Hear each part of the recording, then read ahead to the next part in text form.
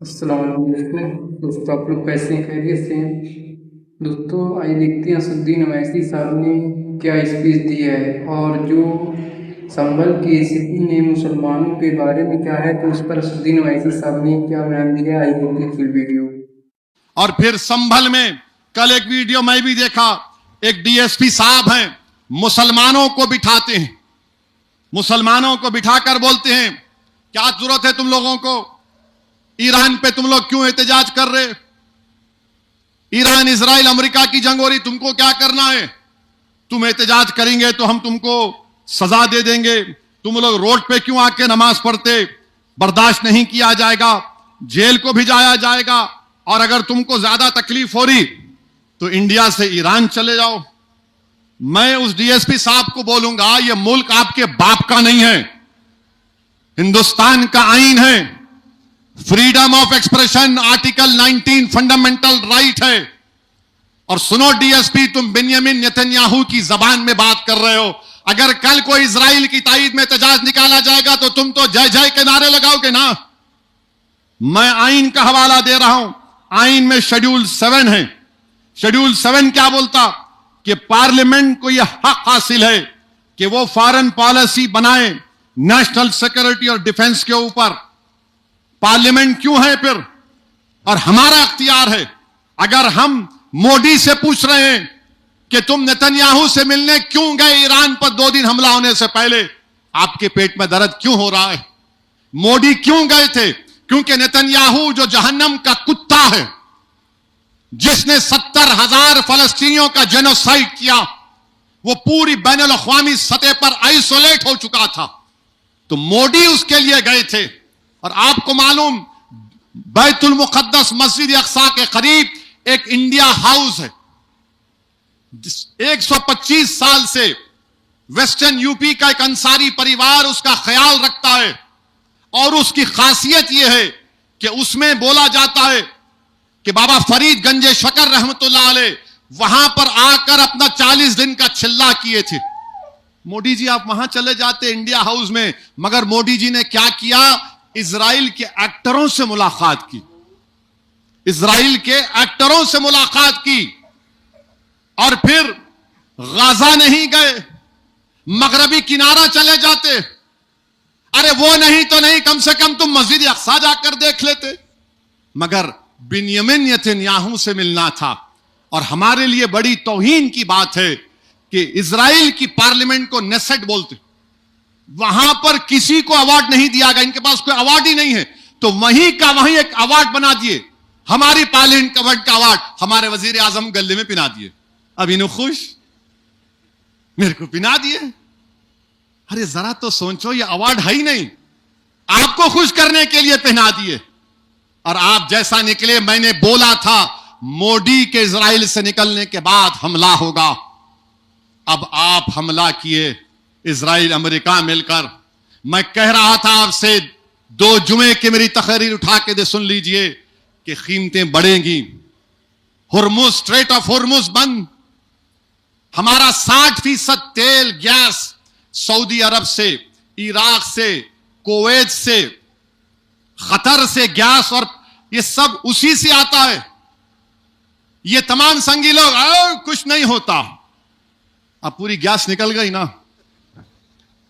पूरी गैस निकल गई। अब मैं पूछा था क्यों नहीं आप मजम्मत कर रहे, किसी मुल्क पर हमला हुआ था, खामनाई शियाओं के रहबर हैं, उनके लिए बड़ी शख्सियत है, आपने उस मुल्क पर हमला करके उनको कत्ल कर दिया। आप कल अचानक 56 इंच को ख्याल आया, अरे बाबा गैस पेट्रोल का मामला है बाबा, तो फौरन फोन उठा के ईरान के सदर से बात किए, नहीं गलत हुआ, हमला नहीं होना था।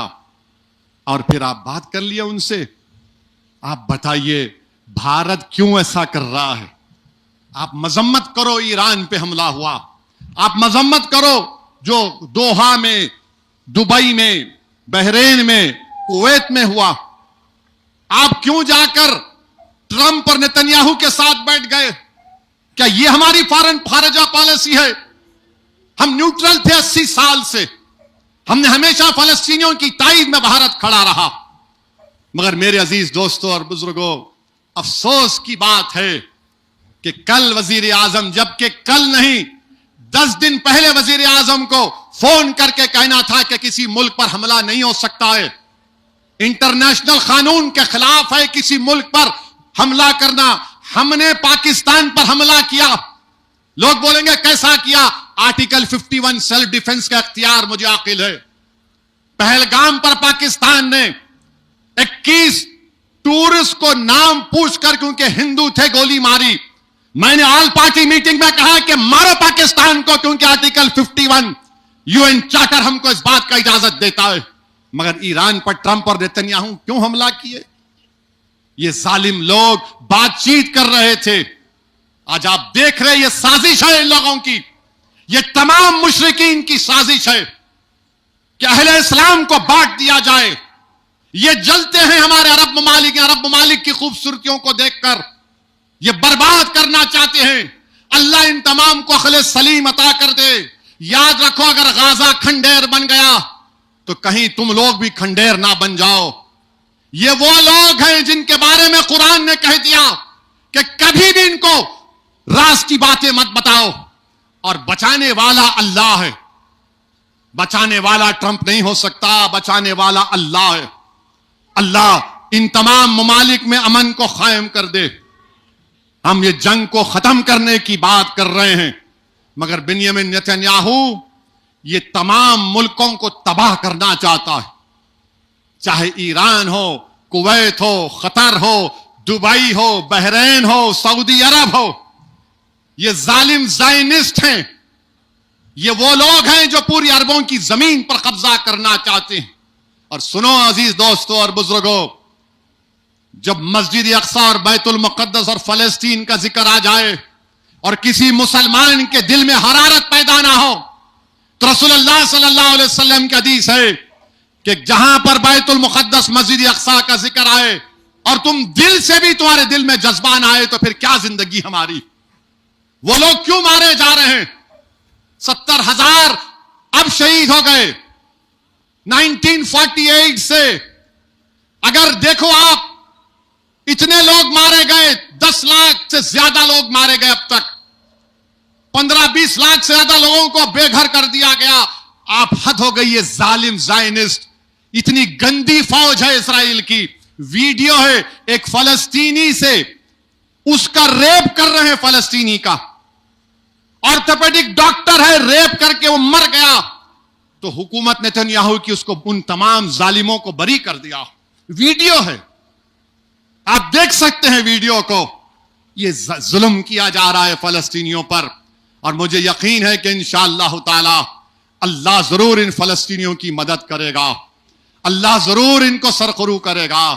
और याद रखो अजीज दोस्तों और बुजुर्गों, ये वो जगह होगी जहां पर हशर का मैदान होगा। ये वो जगह होगी जहां पर हम तमाम के अमाल और हमारे अमल का हिसाब किताब दिया जाएगा। ये वो जगह होगी जहां पर मोहम्मद सल्लल्लाहु अलैहि वसल्लम अपने मुबारक हाथों से आबे कौसर का जाम इंशाअल्लाह हमको और आपको पिलाएंगे। दोस्तों वीडियो देखी, इस वीडियो ज़्यादा शेयर करें, मिलते हैं इस वीडियो में।